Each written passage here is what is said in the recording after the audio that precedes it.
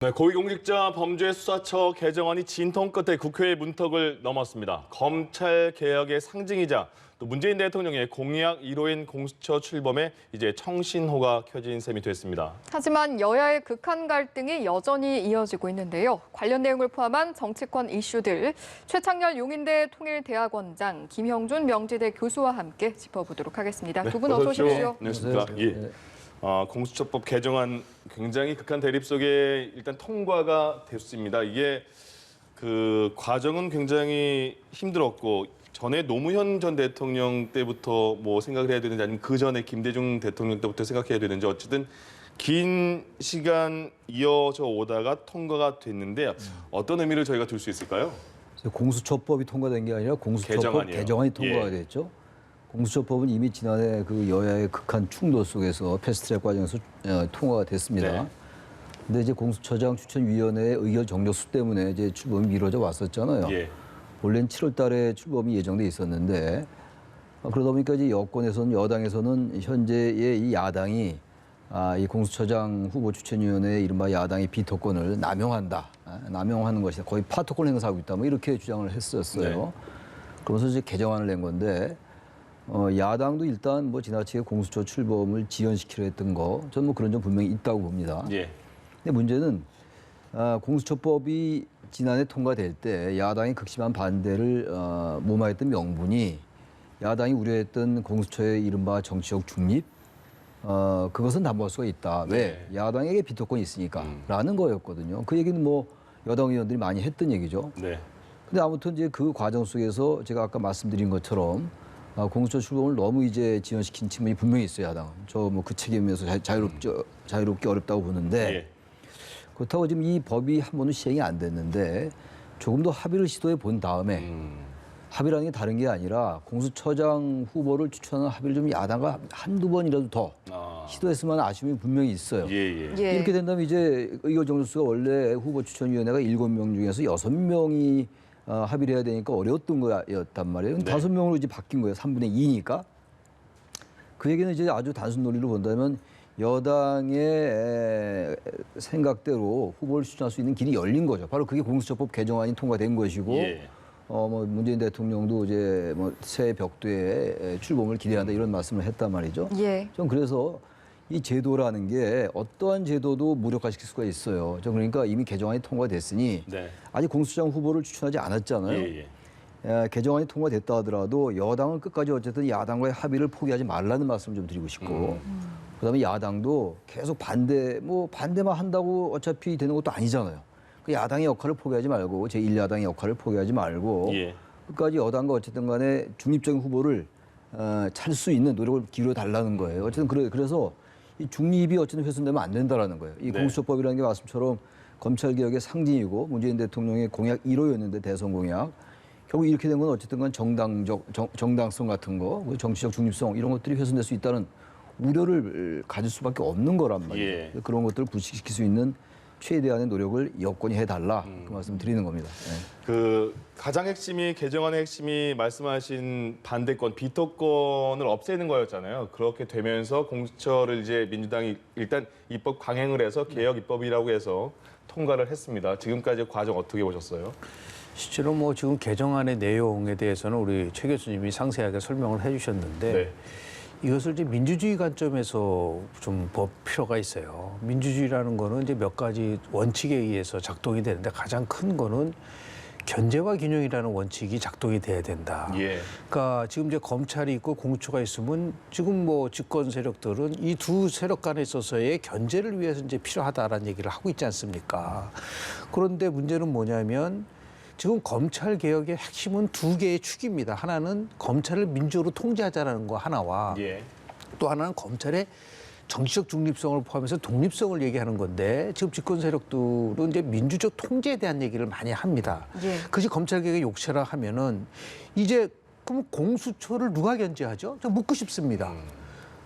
지금 정확하게 견제받을 수 있는 장치가 없어요. 예를 들어서 그 유일한 장치라는 게 야당의 비토권을 주는 거였었고 그리고 더 나아가서 구성원에 있어서 아주 촘촘하게 하겠다고 그러는데 이 비토권을 삭제하니까 스스로 견제를 하는 것에 대한 것을 부정하게 되는 거가 됐단 말이에요. 예. 그럼 검찰개혁에서는 민주 통제를 하라고 검찰개혁을 해놓고 공수처에서는 통제가 없고 그리고 그 공수처에 있는 위원들이 잘못됐을 때 어떻게 징계하느냐는 것도 없습니다. 아, 그렇습니까? 그렇다고 한다면 이거는 민주 통제가 전혀 없는 상태에서 견제와 균형이라는 것이 무너질 수밖에 없다라는 위험성을 안고 있고요. 예. 두 번째 민주주의의 가장 핵심적인 거는 뭐냐면 다수결의 원칙과 소수자의 권리. 그러니까 마이너리티 라이트를 소수자를 얼마큼 많이 보호하느냐라는 게 중요한데 다수결의 힘을 가지고 밀어붙였을 때 통과는 되겠지만 민주주의라는 거는 결과가 아니라 과정이 아름다워야 되고 예. 과정이 국민들로부터 합의를 받아야지 되는데 그런 면에서 보면은 완전히 무시될 수밖에 없었던 그리고 본인들이 얘기해서 만든 법을 본인들이 부정하는 이런 상황이 전개됐을 때 저는 이걸 보면서 96년도 12월 26일 날 당시에 노동법 파동이 연상이 돼요. 네. 그 엄청나게 반대도 무릅쓰고 기습상정을 해서 결국 그 법이 어떻게 됐느냐. 97년 3월 달에 다시 또 재개정이 됐어요. 예. 노동법 개정이 재개정되는 그런 의미에서 봤을 때 결코 바람직하지 못한 나름대로의 과정을 거쳤기 때문에 이것의 책임은 결국은 집권 세력이 질 수밖에 없는 것이고요. 예. 그런 오해를 불식시키기 위해서라도 얘기하는 검찰을 무력화시킬 수 있는 것을 어떻게 제도적으로 막을 수 있느냐라는 것도 같이 논의가 돼야 되지 않느냐라는 생각을 좀 말씀을 좀 드립니다. 예, 예. 알겠습니다. 개정안 통과 당시 어제 국회 모습도 짚어보도록 하겠습니다. 네. 격한 충돌이 일단 있었고요. 고성과 야유가 오가는 모습이었습니다. 이런 모습을 두고 동물국회가 다시 재현되는 것 아니냐 이런 시선도 있었거든요. 작년에 이제 동물국회가 재현이 됐었죠. 예. 그 이제 국회 선진화 법에도 불구하고 그 국회법 아니 선거법 개정 과정과 이제 이 공수처법 제정 과정 그래서 있어가지고 지금 뭐 그 사건과 관련해 가지고 여야 의원들이 기소가 돼 있는 상황이거든요. 예. 그래서 이제 패스트트랙의 과정에서 그러한 어떤 그 작년에 교훈이 있기 때문에 효과가 있었던 것 같아요. 그래서 아마 이번에는 동물국회 같은 것들이 재현이 안 된 것 같아요. 네. 그러나 어쨌든 뭐 동물국회다 식물국회다 이런 것들보다도 중요한 게 우리 김 교수님 말씀처럼 여야가 완전하게 합의하기가 어렵더라 하더라도요. 제가 항상 강조하는 게 다수결의 정치가 그렇게 꼭 좋은 정치는 아닌 거예요. 여야 다수와 소수가 있습니다만 어떻게든 합의를 좀 모색하는 과정이 대단히 중요해요. 예. 우리가 흔히 말하는 다수결 민주주의에서 합의제 민주주의로 가는 게 정치 발전이고 정치의 개혁이거든요. 예. 그런데 우리 정치가 지금 거꾸로 가고 있어요. 다시 말하면 실리와 명분 중에서 뭔가를 서로 조금씩 주고받으면서 그렇게 뭔가 절충을 해 나가는 게 정치거든요. 그냥 오로지 실리만 또 오로지 명분을 다 못 찾으면서 실리만 찾게 되고 명분을 잃고 예. 이러다 보니까 실리, 명분, 현실과 이상 사이에서 뭔가 접점과 교집합을 찾아 나가는 게 정치임에도 불구하고 그것을 못 하고 있다라는 게 그게 핵심이에요. 지금 동물국회도 물론 중요하고 식물국회를 안 하는 것도 중요합니다만 그 현재 여야의 모습은 뭐 양비론이 될 수밖에 없는데 지나치게 한쪽은 수적 우세로 밀어붙이고 있고 또 한쪽은 대단히 무력한 예. 이런 것들이 우리 정치의 현실이다라고 생각을 합니다. 네. 어제 표결을 보니까요. 표결에서 찬성이 공수처법 개정안입니다.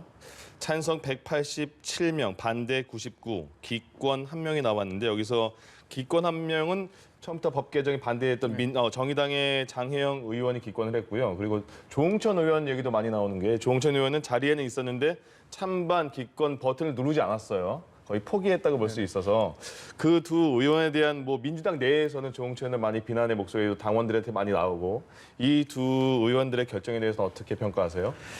실제로 의회라는 거에 대한 정의를 내리면 네. 선거를 통해서 선출된 동등한 자격을 가진 사람들이 사회 구성력 있는 법을 제정하는 회의체로 돼 있습니다. 예. 국회가 여러 가지 기능을 하죠. 대표 기능도 하고 입법 기능도 하고 정부에 대한 뭐 견제 기능도 하지만 대한민국 헌법 제46조를 보면 국회의원은 국익을 우선해서 양심에 따라서 의정활동을 한다고 돼 있습니다. 예. 대한민국 국회법 114조 2항을 보면 자유투표 규정이 있어요. 국회의원은 국민의 대표이기 때문에 당론에 귀속되지 않고 양심에 따라서 투표한다. 아니 국회 선진화법은 그렇게 무슨 뭐 신주다듯이 지켜야 된다고 하면서 왜 다른 중요한 자유투표 규정은 안 지키죠? 결국은 모든 책임은 의원 스스로가 지는 것이기 때문에 예.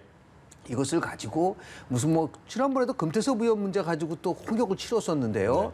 만약에 의원들의 의정 활동을 가지고 이런 식으로 당론이라는 걸 통해서 일사불란하게 움직인다고 한다면 그건 국회가 아니에요. 그건 죽은 국회입니다. 그래서 케네디 대통령이 55년도에 쓴 책이 있어요. 용기 있는 사람들이라는 책이 있는데 여러 반대도 무릅쓰고 자기가 소신 있게 한 8명의 상원 의원이 미국의 민주주의를 지켰다라는 아주 굉장히 유명한 책입니다. 용기 있는 사람들. 마찬가지예요.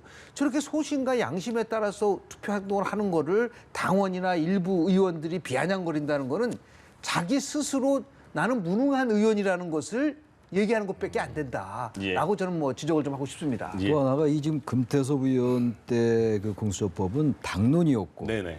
이 개정은 당론은 아니에요. 그렇군요. 근데도 불구하고 지금 이 조홍천 의원이 뭐 기권이 아니라 아예 그 불참이죠, 말하자면. 네네.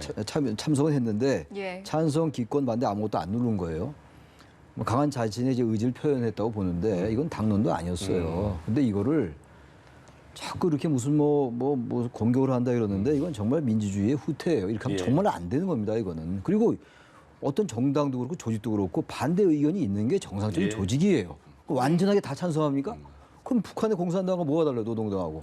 알겠습니다. 이 자체는 잘못된 겁니다. 뭐 아무튼. 예, 이런 일부 목소리에도 불구하고 일단 개정안이 통과를 했기 때문에 여당은 공수처 출범에 있어서 이제 속도를 낼 것으로 보이는데 앞서 협의의 끈을 놓지 말아야 한다라고 말씀을 해주셨습니다. 하지만 당장 출범이 앞으로 다가올 것 같아서요. 시기는 어떻게 전망을 하십니까? 뭐 지금 뭐 민주당은 당내 연내 출범을 하겠다라는 건데 또 민주당의 그 의원도 방송 내용을 보니까 일단 처장이 결정되면 출범이나 마찬가지다라고 얘기를 하더라고요. 뭐 일리가 있는 얘기인데 문제 이제 검사를 구성해야 될 거 아니에요? 네. 검사가 25명 이상, 25명 이내였는데 조금 바뀌었어요. 검사 숫자도 예. 바뀌고 검사의 자격도 좀 바뀌었습니다. 이제 그 제한이 좀 완화됐는데 근데 인사위원회예요. 공수처장을 결정하는 거는 공수처장 추천위원회에서 결정 후보를 추천해서 대통령이 이제 임명하는 게 아니라 내정해서 이제 인사청문회 통과돼서 임명되는 것이고 네. 검사는 인사위원회 추천이 필요해요. 그래서 대통령이 임명하는 거거든요. 네. 공수처 소속의 검사를 얘기하는 거예요. 근데 인사위원회 야당 또 2명이에요. 이게 또 무슨 여야 간에 이게 분명히 갈등의 소지가 될 겁니다. 이 문제가 제기되니까 여당 일각에서는 그건 관계없다. 그건 공수처법에는 그렇게 돼 있지만 시행령이라든지 규칙이 있기 때문에 얼마든지 그 공수처의 구성 운영에 대해서는 시행령이나 규칙으로 할 수 있다 이런 얘기인데 자꾸 그런 식으로 가게 되면요. 절차의 문제가 계속 제기될 거예요 아마. 절차적 정당성의 문제. 이번에 유난히 이번 전반적인 일련의 이 상황에서 절차적 문제가 굉장히 많이 나오고 있잖아요. 예. 징계 청구할 때도 윤석열 총장에게 어떤 사유라든지 소명할 기회를 주지 않았다라는 것 때문에 징계 문제가 제기돼가지고 감찰위원회에서 부적정 의견이 나왔던 것이고 근데 또 이제 공수처 출범하는데 또 검사를 인사위원회를 만약에 야당이 참여하지 않으면 그건 또 어떻게 할 겁니까? 이런 부분들에 대해서 정말 아무리 목적이 선하더라도 절차나 과정이 잘못되면은 우리가 흔히 말하는 절차적 민주주의라는 게 있어요. 그게 훼손되면요 아무리 목적이 선해도 그거는 합리화되기 어려워요. 그건 여야의 문제도 아니고 이념의 문제는 더욱더 아닙니다. 그러니까 그런 것들을 좀 정확하게 인식해달라 여건이 그런 주문을 드리고 싶다는 겁니다.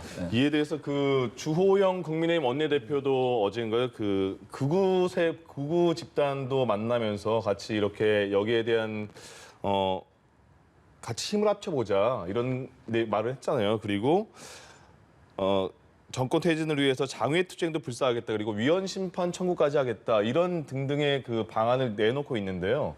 이렇게 어떻게 이런 방안대로 국민의힘이 움직일까? 그리고 움직인다면 효과가 또 있을까 궁금한데요. 뭐 고육책으로 이렇게 나온 거겠죠. 그러니까 주호영 원내대표에 대한 부분들에 대해서는 지금 이제 김종인 또 비대위원장은 또 다른 생각을 하고 있는 부분이 좀 있는 것이고요.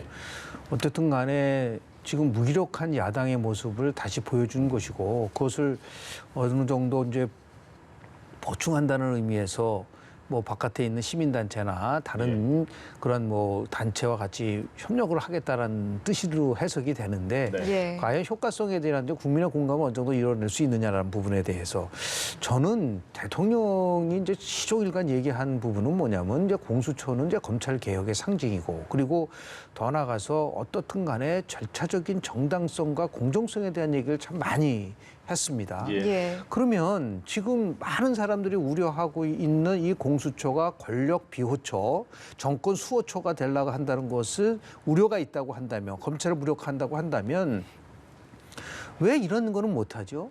그런 거를 불씨시키기 위해서라도 현재 검찰이 진행되고 있는 대통령과 관련된 상황에 대해서는 이첩하지 않겠다. 그거는 검찰에게 그대로 맡겨서 수사를 하게끔 하겠다. 그렇게 하면 많은 부분이 해소될 수가 있어요. 지금 그런 부분이 왜 이제 문제가 되고 있냐면 현재 진행되고 있는 수사라고 하더라도 공수처에서 얼마든지 이첩을 하라면 이첩할 수 이게 실은 악법의 규정인 것이죠. 그러니까 초헌법적인 기관이라는 얘기가 뭐냐면 지금 사법, 행정 그리고 어디에도 속하지 않은 초헌법적 기관이 예.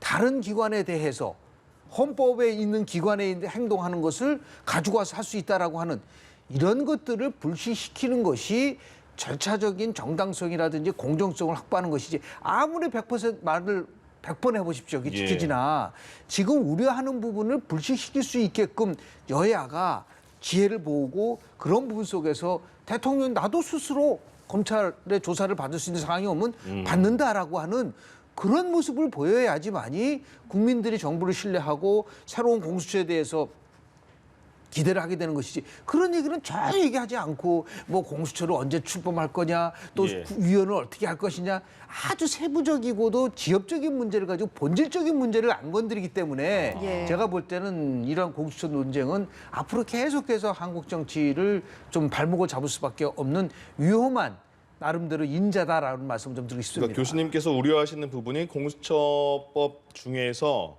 공수처장은 다른 수사기관에서 같은 사건에 대한 중복 수사가 발생했을 때 필요한 경우에 해당 기관의 요청에서 수사를 이첩할 그렇습니다. 수 있다. 그 부분을 네네. 지적하시는 거죠? 알겠습니다. 네, 본질적인 부분에 있어서 좀 말씀을 해주신 것 같고요. 예.